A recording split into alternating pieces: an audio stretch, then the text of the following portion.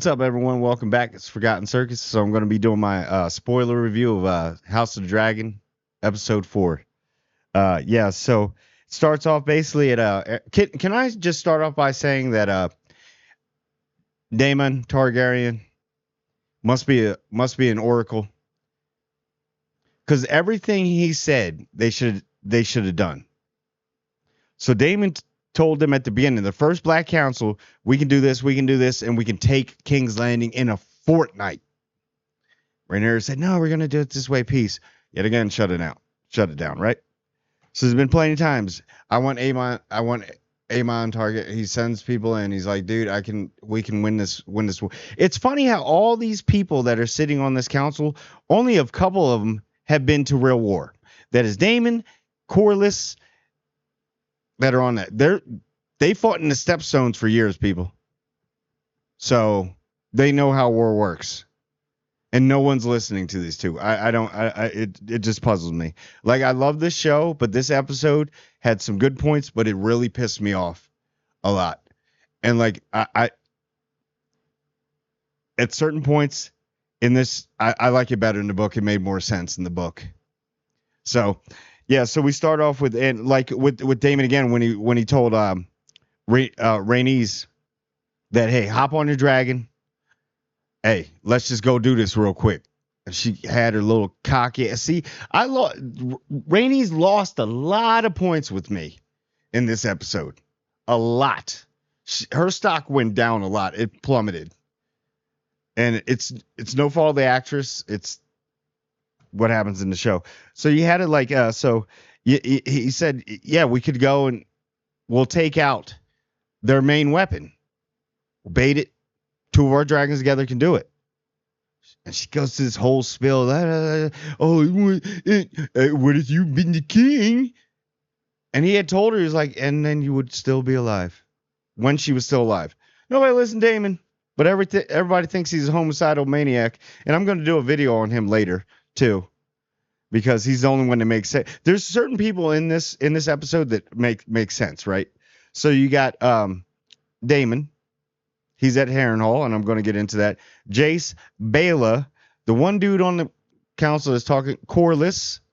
Like, the Team Black is, I don't know what's going on right now. But, yeah. So, we go to Harrenhal. It's like Millie Alcock. We got to see her again. That's awesome, man. She's such a great actress. Her presence as Rhaenyra that actually... I don't know. Young Rhaenyra would have handled this a lot differently. I don't know. So I don't know what's happening with older Rhaenyra, but you need to get it together. You're fighting for the Iron Throne. Everybody else is fighting your war, and then you want to step in and say, "Oh yeah, I'm not just going to sit here." Oh gosh. Oh, okay. So I did like the scene Harrenhal, and Harrenhal with that place is haunted. It's definitely haunted. I don't know if it's Alice Rivers, because there is a scene in here with Alice Rivers where she's like telling Daemon like, yo, bro, yep, talking to him, and he's like, what? He knows she's like a witch, because that's what they call her. Alice Rivers definitely has a very unique power, put it that way. So yeah, I did like the thing with I forget his name. So obviously Lord Tully is sick. He can't do it. We've heard that before. And the young one, and when Daemon walks in, he's just like, oh gosh. He's like, he looks well. Where is somebody in charge anywhere here? Is anybody like really in charge? No, you got me talking to a kid. Okay, I'll entertain it. So I love this scene. So he like walks up to the young Tully, which is it's Grover Tully, right? Grover Tully is the grand. Okay, yeah. So he walks up to him and is like, oh my God. Okay. Entertain me. And I like how he just pulls the sword, puts that on the table, and he's like chest to chest with the kid, and then sits down so he's at his level. And then poor little kid, man. But it's war. It's war, so you got to man up. And he brings it up. He was like, hey, sit there. So that he sits down in the chair, and I love this part. He's just like, he's just talking, and Damon's like, you know what? You could really speed this up, and you just put a pillow over his face. and then you could speed this up and give me the troops I need. Until then, bye, Felicia. I like Damon's swagger because he gets stuff done. Whatever anybody says, he is a necessary evil. So okay, so you got that, yeah. And then that scene was just he was punking a little kid. I get it, but he's like, yo, you're gonna have to toughen up, man. You're gonna have to do something. Because if you're the heir and you're taking over, you might want to start now. This is the dance of the dragons. So, and then we got to see Alan of Hull, which was cool. Didn't see Adam, but we saw Alan of Hull. And then Rhaenys has this great scene where she walks up and she like touches his face and she's like, I know, basically, we know that's Corliss's bastard. And she was like, oh, why didn't you just tell me? I did like that too. Their love, the two of them together, their love. She's like, why didn't you just tell me? Basically, like, why didn't you tell me? I've been okay with it. I've had to find out from somebody else, and I really never said anything to you about it, you know. So, and then, Allison, so got the good old moon tea, huh? Had a baby Cole in there. Terrible. You're a terrible person, shitty mother, shitty person. But for some odd reason, they made the greens in this episode look so triumphant. It's ridiculous. But and then we're having a meeting at the Black Council and stuff, and it's all in chaos. And Corlys has to step in, like, what are we doing? And Jace is trying to run it. He's trying to do it. He's like, what are we doing? Like, what's going on? What the heck? This was gonna happen. This is gonna happen. Too easy. All right. It's like we have no leadership here. It's all over the place. And then we go back and it's another battle we didn't see. I'm tired of this battles we don't see. And what is up with the lack of sword fighting? We have Valyrian steel swords out there and they're not getting swung anywhere. I don't understand this. But there is a good battle scene. But like, can we can get 2 battle scenes. You could have made it super short, and there was some scenes in here that we really didn't need that we could have done. I'm tired of seeing dead bodies on the ground, and then we got to just leave it up to interpretation, imagination. I do love the show. I love it, but there's certain things. Come on, man. You know?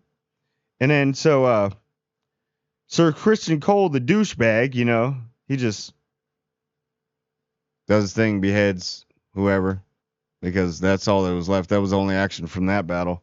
That guy's just such a douchebag. And I did like how old boy said, because that's what is that the gullet? I did like how the Lord there said, you're not deserving of that white cloak. Everybody knows. You know what I mean? It's like, wait, man, you dirty. You're a dirty cop. You're a dirty cop, dude. Yeah. So, where am I? And it's like nobody respects Aegon. They do this whole thing at the council, and like nobody's saying it. They're just over talking him and just talking, you know. And it's like, yeah, nobody cares. And then you got the part where Aemon is finally stepping up. He's kind of being like a bully to his brother, the king. Like, you soft as a baby's bottom.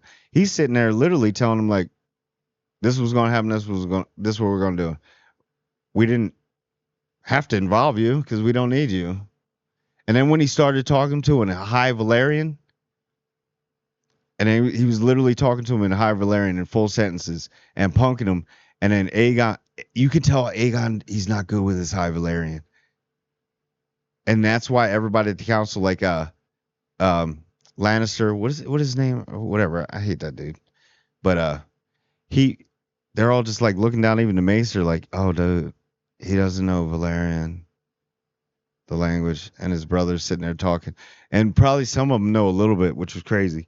So we had that, and then Laris is like so sneaky. He goes in there and he's just talking. He's doing his thing, and he's like, oh yeah, oh, what's this? Is this a moon tea jar? Oh, he already knows, but I don't know. He's talking to Allison, like putting her on blast, and then she says one thing. She was like, "Nobody will ever know." If we killed him out, nobody. So she don't care anymore. Allison's a piece of shit. Terrible mother, terrible person. Everybody fell in love with Allison in the first 2 episodes of the first season and felt so bad for her when she had to go to Viserys. And some will say that maybe she's like this because she was put in that situation.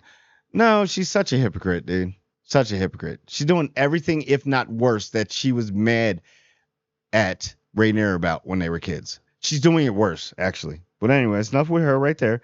And then, so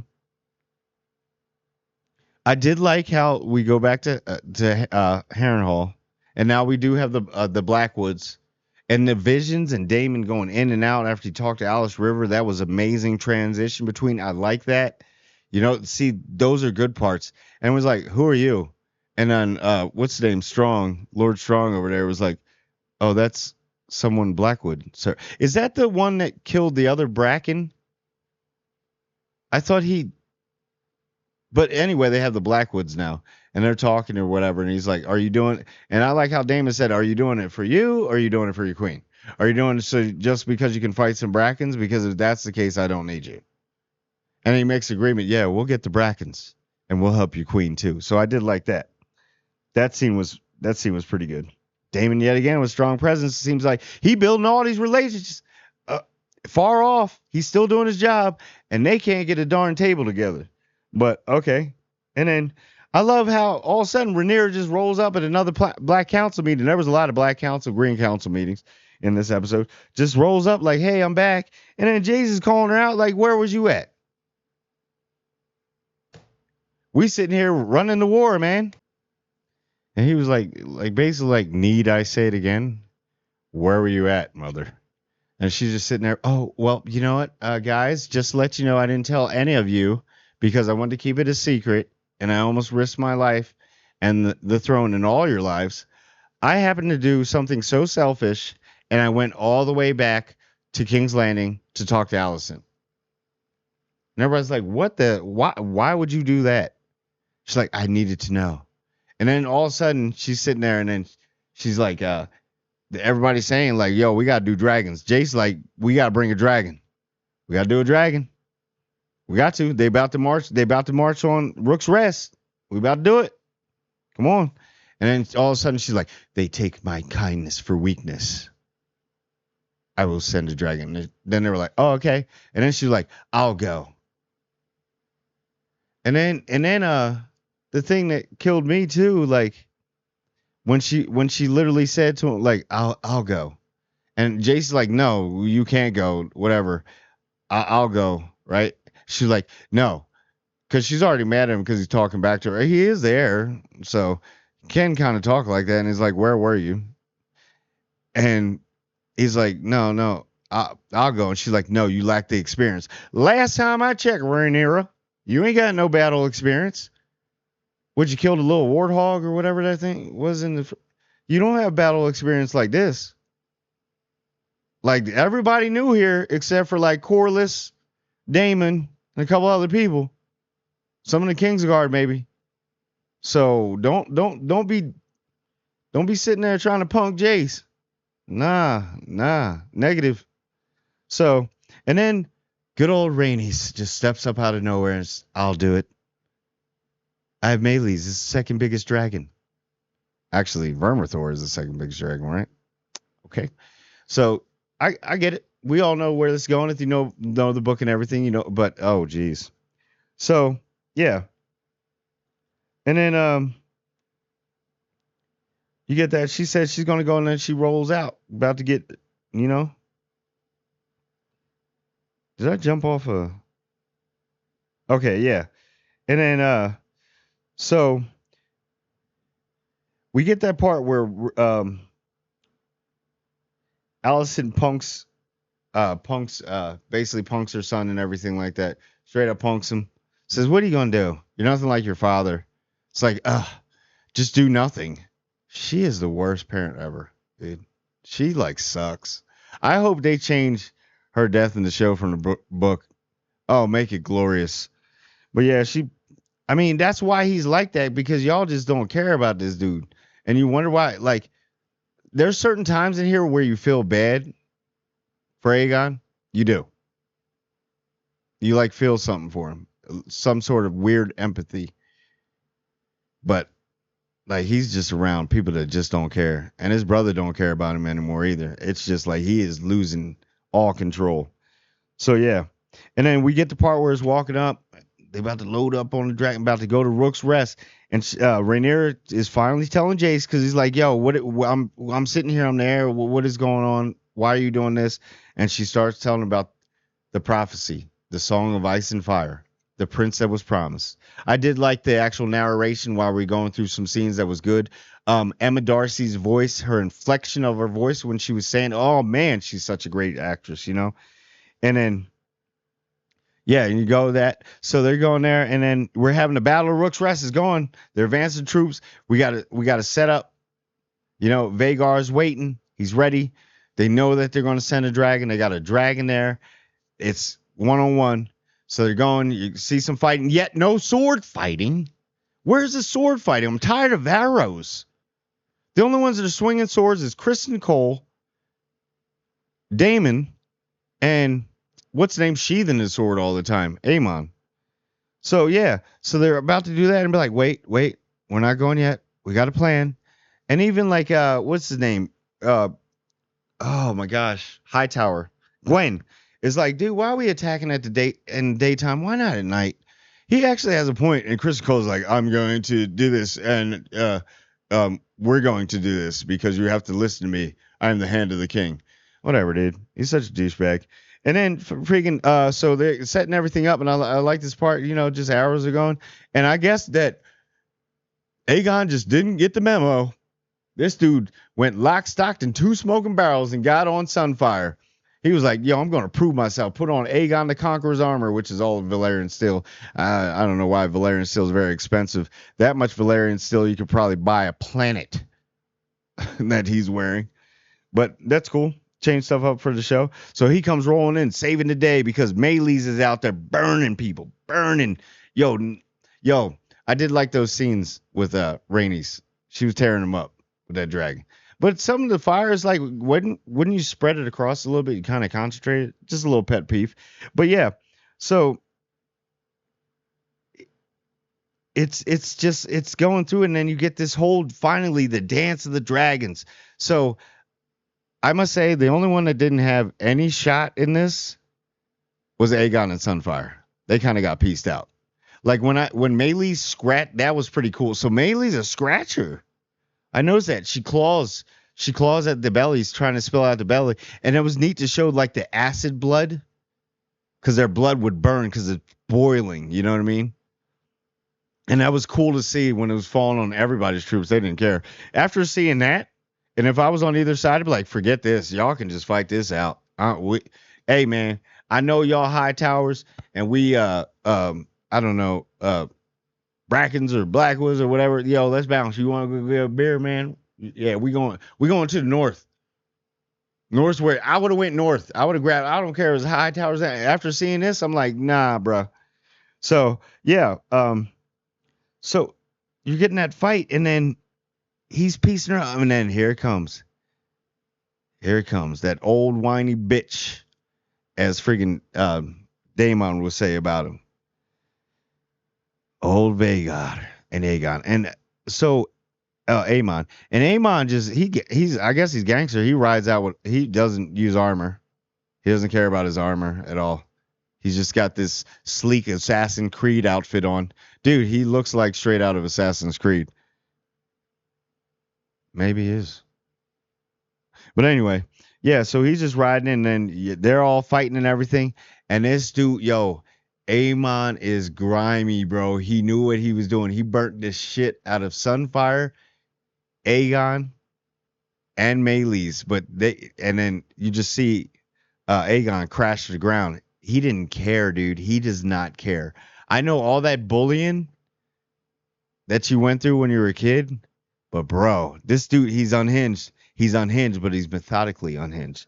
Yeah, so you see that, and then he literally purposely burned Aegon. So we're having a little tussle fight. Melee's doing pretty good, scratches out the belly. You know what I mean? But there was a scene when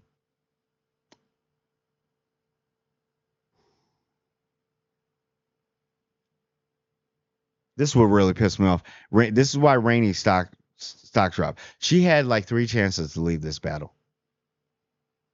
3 chances. She did it work. She could have bounced out. Dragon Close is really Dragon Close. Dragonstone is really close to Rook's Rest. Look how fast you got there. You could have alerted them. They tried to set us up. They got them dragons. Send them. Start sending all them down. Y'all want to ride? If we get Jace, Bela. I know they got smaller dragons. You got Cyrex, whatever. Caraxes Bloodborne. There's too many X's. You could have had the queen get on, everybody mount. You could have ran back like mount. We can take Vhagar out now. It's weak. The king is down.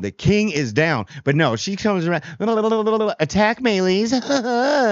This is so smart. Like what? Why? Why do we have to make Rainey's that dumb? It's not that bad in the book. But this was like, dude, you had 2 chances. You did your work. You proved your point. Go back. Get the other dragons. You had enough time. Everybody, you had the king down. Christian Cole was down. And yet again, like you did, the Red Queen take that from her. The queen that never was, I see. It's the queen that never does. She is the queen that never does. You could have taken out the whole bloodline right there, then. Right at the coronation, what happened here? You know? Like, oh. And then she's just doing her thing. Like, and then why was she riding so slow? Like she had, and you couldn't see where Vhagar was. That thing is big. Last time I checked on it, it was going the other way to the wood line, to the tree line. And then all of a sudden, it winds up on the other side of the castle, which you've been flying to because you're doing this swirly, twirly thing, scouting instead of bouncing like you should have done the first time. But your pride got with you, Rainies. Your pride got to you. You got mad because you never wore the crown, and look what happened.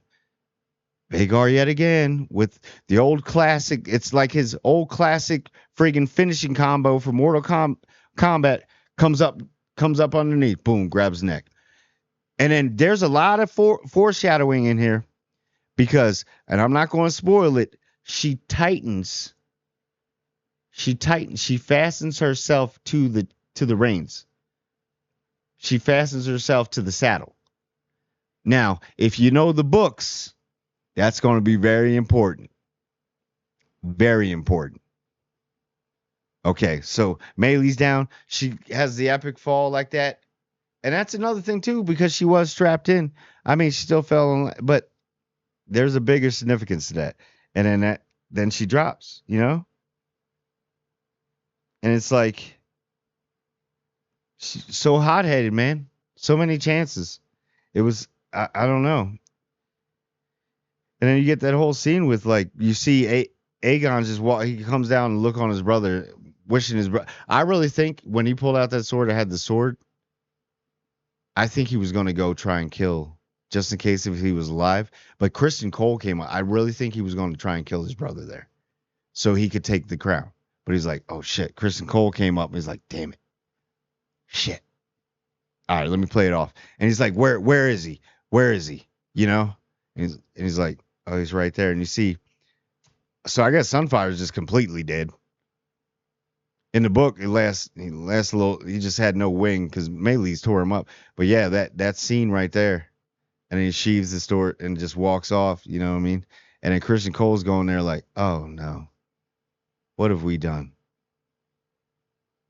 It was the first time when you could actually.